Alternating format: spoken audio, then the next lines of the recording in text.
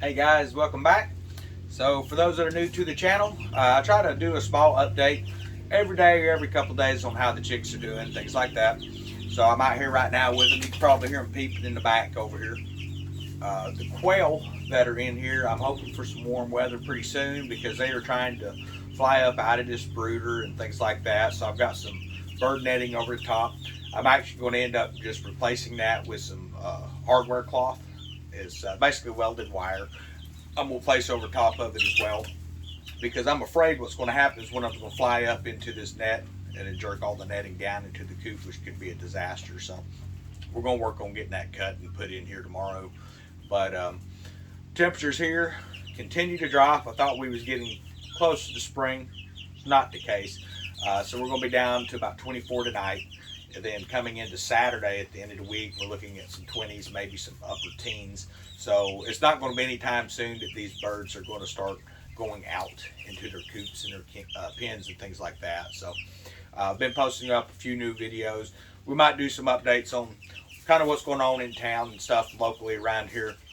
Address a couple of the comments that, I like I say, I don't tolerate negative comments toward my subscribers. There's people out trying to call those who are trying to get information about what's happening in their area. They want to call them a liar. So where you're at, your store, it may be completely stocked. Hey, I'm happy for you. That's not the case here. It's not the case in this state. Went out earlier today, so typically look at the foods and things like that. A lot of little portable propane tanks, stuff like that. They're running out of that. Didn't see a lot of those for like your little camper stoves and stuff like that, which I don't typically use those very often, but there are people who use them. Now I do have a stockpile of those if I ever need it. Hope that never comes up. But when you walk through the store, you're going to start seeing some of these empty shelves, guys. So like I've seen some videos where like the shelves are empty. Well, you can see that they're stocking new items because they'll have the plan laid out in front of that shelf hanging off like a piece of tape that tells what's coming into that shelf, so they have to remove the stuff. I don't post those types of shelves. Having worked briefly with retail and things like that, like I said, I worked with the MST team over at a Lowe's, so I kind of understand swapping out inventory, things like that. But typically, there's some kind of a procedure for that. These are empty shelves that we're seeing. Not all of the shelves are empty, but most of the shelves have reduced quantity of what's typically there. So you're going to kind of look around. They're not hitting and miss when it comes to Valentine candy, though. I mean, they got plenty of that stock. So if you want your preps to just be chocolates and sweets and stuff like that, now would be the time to probably go out. You might still can catch some of the Christmas stuff that's going out. Maybe not. Wait till about the end of February. You're probably going to be able to get all the Valentine candy you want to put in your preps and things. And there's nothing wrong with stocking up with some sweets that you can keep because there are people who are diabetic and they may have hypoglycemia and different things like that as well. There's a lot of medical stuff where you may need to bring that sugar level up, so it doesn't hurt to keep that type of stuff on hand. But you want to make sure it's stuff that lasts. You don't want it going bad in a week or a month or whatever. I can tell you if I stock chocolate or something like that, it's not going to make it past me getting home because what's left is going to get eaten in one sitting. Hey, I love my sweets. I love my junk food. I have been cutting a lot of that back. Been cutting out a lot of soft drinks and things like that as well. Just get your body in a better position. But I'm telling you, having cut out my soft drinks, I love Dr. Pepper. Just always have. The headaches that came from 2 weeks of just cutting out, I don't know if it was the sugar, the caffeine, a combination of both. But you talk about some massive headaches and the inability to be able to focus when you're working on something. Caffeine withdrawals or sugar withdrawals, things like that. That stuff's real. I always made fun of people about that stuff, but it's measurable. But that's why you have coffee, so you can get you a cup of coffee or something, kind of ease that off. But I think it's more the sugar, the big sugar rush and things like that. And you're going to deal with your body's used to operating at a certain level, but based off the sweets that you get.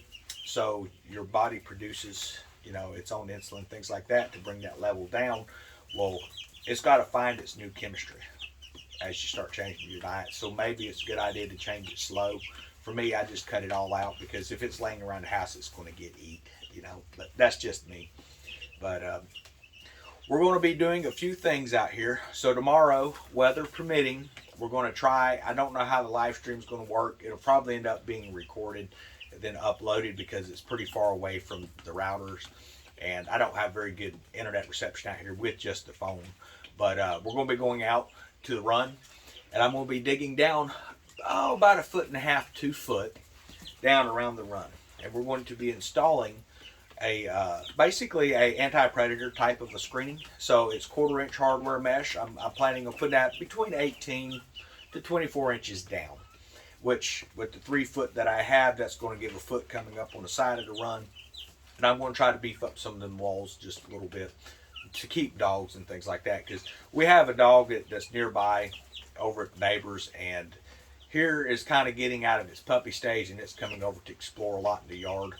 And I just don't want to run into issues with this dog getting into the chicken pen and slaughtering my chickens. You know, it's not going to be a good thing. So I spoke with a neighbor. They're going to check on getting one of them wireless fence things and stuff like that. He's fully fully aware that if his dog comes and kills my birds, he's replacing them. So, and animal control will be called, and if it continues on, then they get involved in things like that. And typically, if you just speak with your neighbors about problems, you know, you can get a lot of that stuff resolved. You don't have to go over and be a complete butthole to them and things, you know. But yeah, guys, you know, I'm not trying to just really harp and hammer on stuff. One thing I don't want this channel to be about is like trying to scare people into prepping or, you know, reaching a sustainable level and things like that. But I am going to raise awareness about the things that we see going on with our own eyes. You know, someone can come up and they can call you a liar, but when you're looking at what's in your area, in your stores, and you're seeing the stock actually starting to dwindle and the supplies are just not there, it doesn't matter what somebody on the other end of the country or in another country or wherever they're from, I don't care if they're the next town over, they can say what they want. Doesn't matter to me. I'm not going to come up and post something that I don't know to be true or that I don't truly believe in either on this channel. That's just not the way I am. But I'm hoping that everybody's having a really nice week. It is raining again out here. It is wet. It's miserable.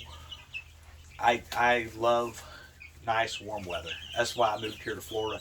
If I wanted this cold rainy stuff, I'd have stayed out west in Oregon. But you know, it is what it is. It's winter time. It doesn't last as long here as it does in other parts of the country. So we just deal with it the best we can.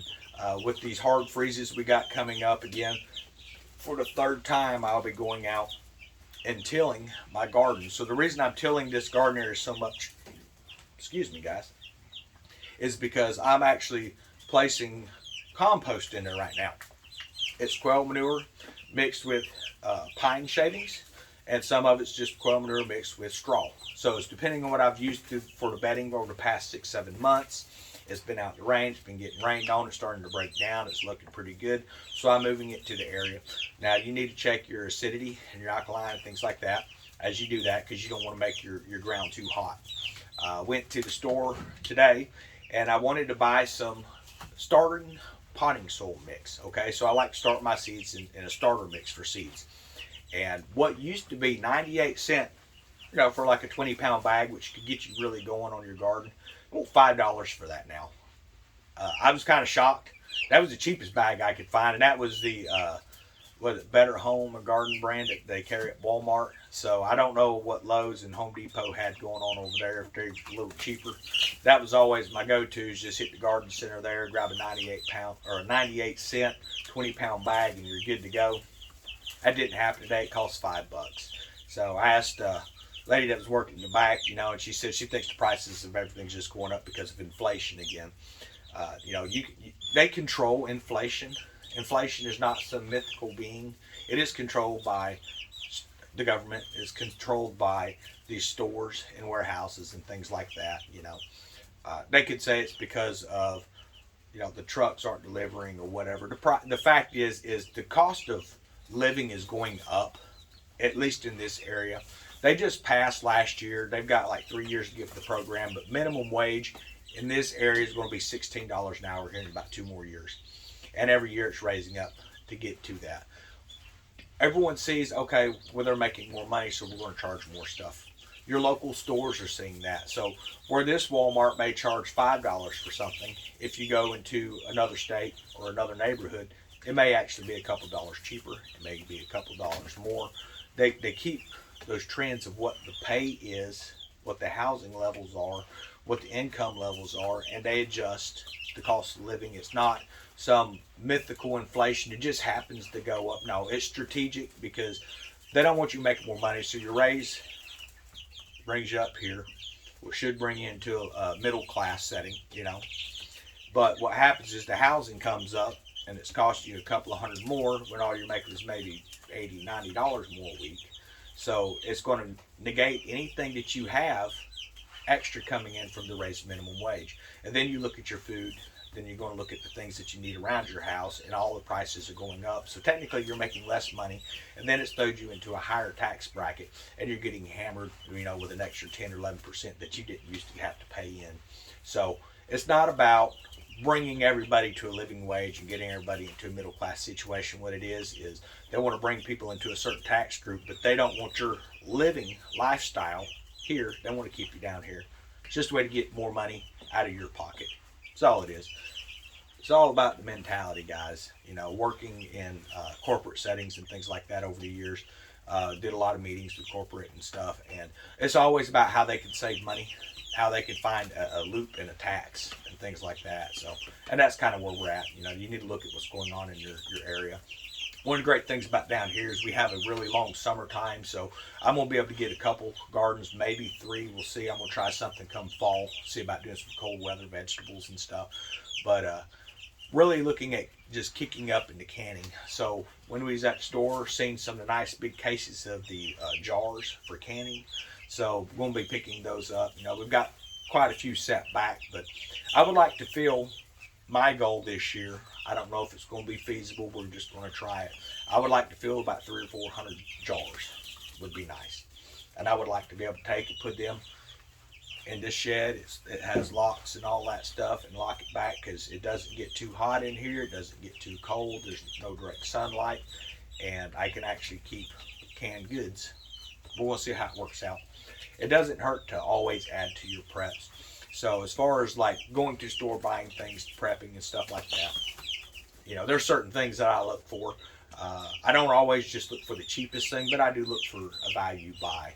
And when you come in, and if there's, you know, the jar you came in was 98 cents, that's what you come here to buy. You know, take canned fruit. If you want a 98-cent jar of fruit, and it's not available, but they have the jumbo jar, and it's like $1.24. But you're getting twice the amount, then yeah, I could see buying $1.24. But what happens is the brands that people are buying are typically store brands. So Piggly Wiggly brands, your Great Value brands at Walmart, things like that. Your lower end brands are now selling out, and all those higher end brands that everyone used to, they just really love that. Those aren't selling, they're sitting on the shelf. And eventually they're going to get close to their sell by dates. So keep an eye on what's on the shelf.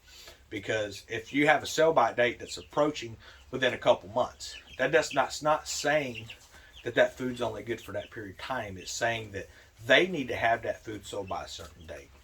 Now some foods will be an expiration date, but the sell by date, that's just for the store. And you want to be there before that sell by date. Just kind of keep an eye and check on it. Maybe get with some of your buddies to, you know, so you can alternate who's going to the store that day to look, because it's going to go on sale. The price is going to drop down. They're going to have a really good sale on it, and that's when you can really stock your preps up. Just some tips for everybody. But I'm going to get out of here, guys. It is cold. The birds are doing good. Just make sure they got food. Make sure they got water. They've got their heat source. They have a brooding heater. They have their heat lamp, and I'm out of here. One other thing, when I come back here, it's dark. It's kind of, we have woods all around us back in this area. You know, we have fields out that way and all, but I hear a lot of coyotes here lately, and a lot of that's because people are starting to raise chickens and stuff in this area. So I have no doubts that at some point I'm going to have to deal with a coyote out here. It's just going to happen. It's just the way it is when you live in the country. But if you're in that type of a situation, you start keeping livestock and you start hearing coyotes, in the distance, or maybe you start seeing bobcats or other types of predators moving in, depending on where you're living at, never walk to where your flock is or out to a shed or anything like that if you're not armed, because all it takes is one rabid coyote and it's going to make a really bad trip to the hospital, especially if they have rabies. And then if you're lucky, the shots and stuff they give you for rabies is going to work. There's a, I think I was watching the documentary on it, there's a 50-50 chance, even with the rabies vaccines and stuff that they give you, which is like a series of shots, painful shots, not just one and done, just a series they got to keep giving you. And they're very painful before, like they're saying. Even then, it's 50% chance that you're not going to contract the virus. And if you contract that virus, there's a 100% chance you are going to die from it. There is no cure for it. They can vaccinate against it when you're first bit, but if you wait too long, you're going to contract it. You're going to die. I don't know how long it takes to die. That's just what this documentary was saying. Honestly, I'm not sure. I don't want to find out. I typically try to avoid predators if possible. But if not possible, you walk to your area armed, because you don't want to get out here, a coyote be in there slaughtering your chickens, and then have to run back to the house to go get something to take care of the problem. You want it with you at that time. So everyone have a great evening.